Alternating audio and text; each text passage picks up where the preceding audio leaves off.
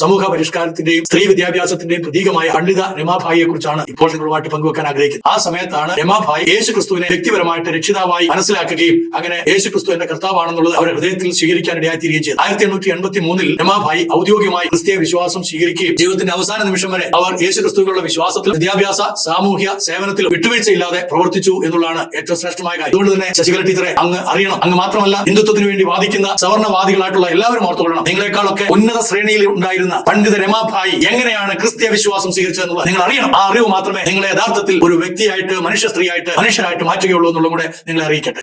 ഏവർക്കും സ്നേഹം. ശശികല ടീച്ചറുടെയും സാറിന്റെയും ഒക്കെ ആർഗ്യുമെന്റ്, ഇവിടെ പാവപ്പെട്ട ജനത മാത്രമേ യേശുക്രിസ്തുവിനെ കണ്ടെത്തുന്നുള്ളൂ. അവർ തീർച്ചയായിട്ടും കണ്ടെത്തണം. കാരണം എളിയവനെ കുപ്പയിൽ നിന്ന് ഉയർത്തുന്നവനാണ് ദൈവം. എന്നാൽ നമ്മുടെ രാജ്യത്ത്, ഇവിടെ മാത്രമല്ല ലോകത്തിന്റെ എല്ലാ ഭാഗങ്ങളിലും വിദ്യാസമ്പന്നരും ജീവിത നിലവാരത്തിൽ വളരെ ഉയർച്ചയുള്ളവരും സാമുദായികമായിട്ട് ഉന്നമനത്തിൽ ആയിരുന്ന ലക്ഷോപലക്ഷം ജനങ്ങളും ക്രിസ്തുവിന്റെ സ്നേഹം അറിഞ്ഞിട്ടുള്ളത് കൊണ്ടാണ് ഈ രാജ്യം അല്ലെങ്കിൽ ഈ ലോകം തന്നെ ഇത്ര സുഗമമായിട്ട് മുന്നോട്ട് പോയിക്കൊണ്ടിരിക്കുന്നത്. അതിൽ ഇന്ത്യയിലെ 19-ാം നൂറ്റാണ്ടിന്റെ അവസാനത്തിലും 20-ാം നൂറ്റാണ്ടിന്റെ തുടക്കത്തിലും സമൂഹ പരിഷ്കാരത്തിന്റെയും സ്ത്രീ വിദ്യാഭ്യാസത്തിന്റെയും പ്രതീകമായ പണ്ഡിത രമാഭായിയെ കുറിച്ചാണ് ഇപ്പോൾ നിങ്ങളുമായിട്ട് പങ്കുവെക്കാൻ ആഗ്രഹിക്കുന്നത്. ഒരു പക്ഷെങ്കില് ആധുനിക ഇന്ത്യയിലെ വിദ്യ, വിശ്വാസം, സേവനം, ദേശസ്നേഹം ഇവയെല്ലാം ഒരുമിപ്പിച്ച മഹതിയായ ഒരു വനിതയാണ് പണ്ഡിറ്റ് രമാഭായി സരസ്വതി എന്ന് നമ്മളെല്ലാം സ്നേഹപൂർവ്വം വിളിക്കുന്നതായ രമാഭായി. അവരുടെ ജനനം, അതുപോലെ തന്നെ അവരുടെ ജാതി പശ്ചാത്തലം, അത് നമ്മൾ മനസ്സിലാക്കുന്നത് 1858 ഏപ്രിൽ ഗംഗമൂല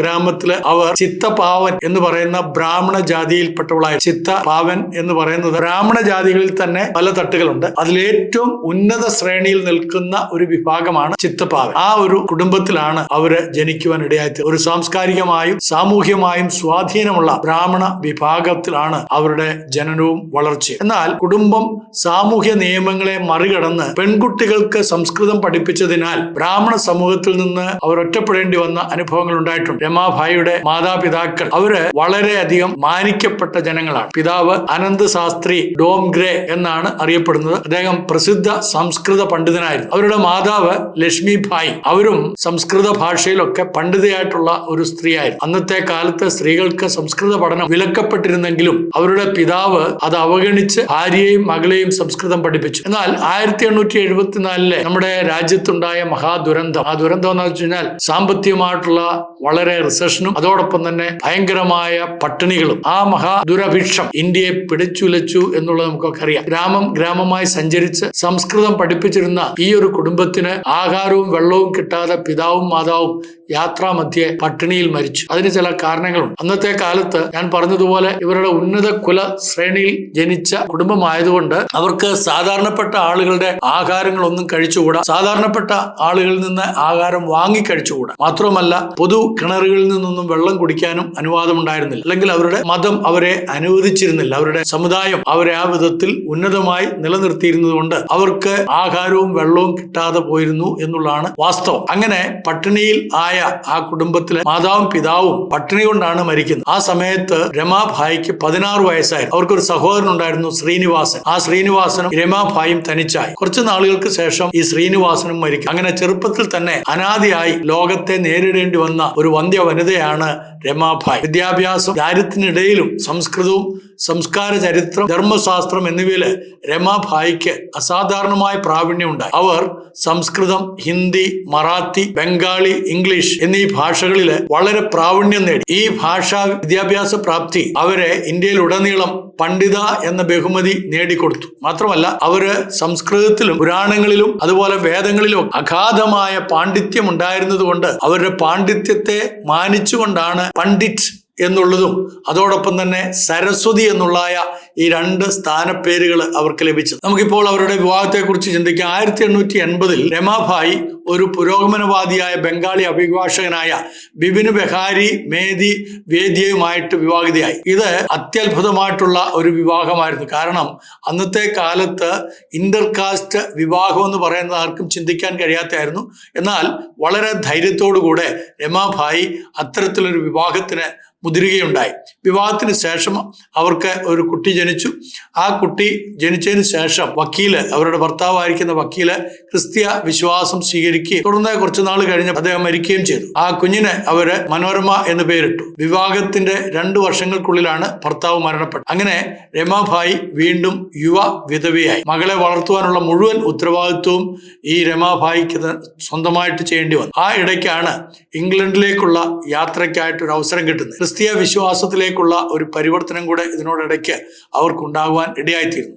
1883 രമാഭായി തന്റെ മകളോടൊപ്പം ഇംഗ്ലണ്ടിലേക്ക് പോയി. അവിടെ ചെൽത്തൻഹാം ലേഡീസ് കോളേജില് പഠനം ആരംഭിക്കാൻ അവർക്ക് ഇടയായിത്തീർന്നു. അവിടെ community of saint Mary the virgin എന്ന ആംഗ്ലിക്കൻ സന്യാസികളോടൊപ്പം താമസിക്കുകയും അങ്ങനെ താമസിക്കുന്ന സമയത്ത് ബൈബിള് കൃത്യമായിട്ട് വായിക്കാനും പഠിക്കാനുമായിട്ടുള്ള ഒരു അവസരം ലഭിക്കുകയും ചെയ്തു. ആ സമയത്താണ് രമാഭായി യേശു ക്രിസ്തുവിനെ വ്യക്തിപരമായിട്ട് രക്ഷിതാവായി മനസ്സിലാക്കുകയും അങ്ങനെ യേശു ക്രിസ്തു എൻ്റെ കർത്താവാണെന്നുള്ളത് അവരുടെ ഹൃദയത്തിൽ സ്വീകരിക്കാൻ ഇടയായിത്തീരുകയും ചെയ്തു. 1883 രമാഭായി ഔദ്യോഗികമായി ക്രിസ്തീയ വിശ്വാസം സ്വീകരിക്കുകയും ഈ വിശ്വാസം അവരുടെ ജീവിതത്തെ, സാമൂഹിക സേവനത്തെ, വിദ്യാഭ്യാസ പ്രവർത്തനത്തെ പുതിയ ദിശയിലേക്ക് നയിക്കുകയും ചെയ്തു. അങ്ങനെ അവര് ബാപ്റ്റിസ്മം എടുക്കുകയും ചെയ്തു. പിന്നീട് അവര് അമേരിക്കൻ നാടുകളിലേക്ക് പോകാനിടയായിത്തീർന്നു. അവിടെ അവർക്ക് 1886 മുതൽ 89 വരെയുള്ള കാലത്ത് അവിടെ താമസിക്കുകയും സ്ത്രീ വിദ്യാഭ്യാസത്തെക്കുറിച്ചുള്ള പ്രഭാഷണങ്ങളൊക്കെ നടത്തുകയും ചെയ്തു. അവരുടെ പ്രവർത്തനങ്ങൾക്ക് അന്താരാഷ്ട്ര തലത്തിൽ പിന്തുണ ലഭിക്കുകയുണ്ടായി. പ്രത്യേകിച്ച് ദ ഹൈകാസ്റ്റ് ഹിന്ദു വിമൺ എന്ന പുസ്തകം പ്രസിദ്ധീകരിച്ചതിലൂടെ ലോകം മുഴുവനും അവരെ ശ്രദ്ധിക്കാനിടയായിത്തീർന്നു. ദേശീയതയിലേക്കുള്ള അവരുടെ സംഭാവനകളെ കുറിച്ച് നമുക്ക് ചിന്തിക്കാം. പണ്ഡിത രമാഭായി നേരിട്ട് രാഷ്ട്രീയ സമരങ്ങളിൽ പങ്കെടുത്തിട്ടില്ലായിരുന്നെങ്കിലും അവരുടെ പ്രവർത്തനം ദേശത്തിന്റെ ബൗദ്ധിക മാനസിക ഉണർവിന് അടിത്തറയായി തീരുകയുണ്ടായി. പ്രധാന സംഭാവനകളായിട്ട് നമുക്ക് പറയാവുന്നത് 1889 പൂനെയിൽ ശാരദാ സദൻ വിധവകൾക്കും അനാഥകൾക്കും വിദ്യാഭ്യാസം, മുക്തി മിഷൻ, ദുരിതബാധിത സ്ത്രീകൾക്കും കുട്ടികൾക്കും അഭയം നൽകുന്ന വിദ്യാഭ്യാസം, തൊഴിൽ പരിശീലനം ഒക്കെ നൽകുകയുണ്ടായി. അപ്പൊ ഇതിനിടയ്ക്ക് 1882 അവര് ആര്യ മഹിളാ സമാജം എന്ന് പറഞ്ഞുകൊണ്ട് ആര്യ സമാജത്തിന്റെ സ്ത്രീകൾക്ക് വേണ്ടിയുള്ള ഒരു സമാജം രൂപീകരിക്കുകയൊക്കെ ഉണ്ടായി. അതിനുശേഷമാണ് അവരുടെ യേശുക്രിസ്തുവിന്റെ സ്നേഹത്തോടുള്ള അവരുടെ ഒരു മാനസാന്തരം ഉണ്ടാകുകയും അങ്ങനെ ദൈവമകളായി തീരുകയും ചെയ്തു. അപ്പൊ ഈ സാമൂഹ്യ അനീതിക്കെതിരെ പോരാടുവാനും ബാല്യവിവാഹം, വിധവ നിരോധനങ്ങൾ, സതി എന്നിവയെ തുറന്നു പറഞ്ഞ് വിമർശിക്കാനൊക്കെ രമാഭായിക്ക് സാധിച്ചു. നമ്മൾ ഒരു കാര്യം കൂടെ ഓർക്കണം, രമാഭായി വിധവയായി കഴിഞ്ഞപ്പോൾ വാസ്തവത്തില് അന്നത്തെ ചിന്തയനുസരിച്ച് സതി നിലവിൽ നിൽക്കുന്ന കാലഘട്ടമാണ്. പക്ഷേ ഇവര് ആ കാലത്ത് തന്നെ സതിക്കെതിരെ സംസാരിക്കാനായിട്ടൊക്കെ ശ്രമിച്ചുകൊണ്ടിരുന്നു.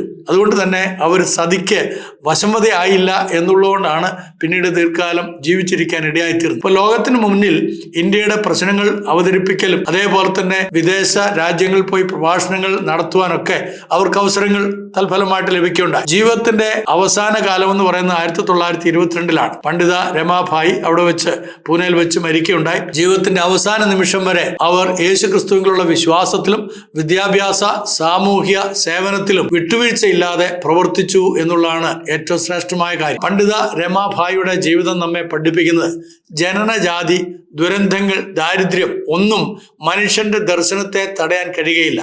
സ്ത്രീകളുടെ വിദ്യാഭ്യാസം രാജ്യത്തിന്റെ പുരോഗതിക്കുള്ള അടിത്തറയാണ്. വിശ്വാസവും ദേശസ്നേഹവും ചേർന്നാൽ സമൂഹത്തിൽ ദീർഘകാല മാറ്റം സൃഷ്ടിക്കാം എന്നുള്ളത് തന്റെ ജീവിത അനുഭവങ്ങളിലൂടെ പണ്ഡിത രമാഭായി സരസ്വതി എന്ന് പറയുന്ന ആ വന്ധ്യ വനിത നമുക്ക് പഠിപ്പിച്ചു തന്നു. അതുകൊണ്ട് തന്നെ ശശികല ടീച്ചറെ, ജാതി മാറുന്നതോ മതം മാറുന്നതോ അല്ല, മാനസികമായിട്ടുള്ള പരിവർത്തനത്തിലൂടെ ദൈവത്തെങ്കിലേക്ക് മനം തിരിഞ്ഞ് പുതിയ സൃഷ്ടിയായി തീരുന്നതാണ് ഏറ്റവും ശ്രേഷ്ഠകരമായ കാര്യം. അങ്ങ് അറിയണം, അങ്ങ് മാത്രമല്ല ഹിന്ദുത്വത്തിന് വേണ്ടി വാദിക്കുന്ന സവർണവാദികളായിട്ടുള്ള എല്ലാവരും ഓർത്തുകൊള്ളണം, നിങ്ങളെക്കാളൊക്കെ ഉന്നത ശ്രേണിയിൽ ഉണ്ടായിരുന്ന പണ്ഡിത രമാഭായി എങ്ങനെയാണ് ക്രിസ്തീയ വിശ്വാസം സ്വീകരിച്ചതെന്നുള്ളത് നിങ്ങൾ അറിയണം. ആ അറിവ് മാത്രമേ നിങ്ങളെ യഥാർത്ഥത്തിൽ ഒരു വ്യക്തിയായിട്ട്, മനുഷ്യ സ്ത്രീയായിട്ട്, മനുഷ്യരായിട്ട് മാറ്റുകയുള്ളൂ എന്നുള്ളതും കൂടെ നിങ്ങളെ അറിയിക്കട്ടെ. ഏവർക്കും നന്ദി, നമസ്കാരം.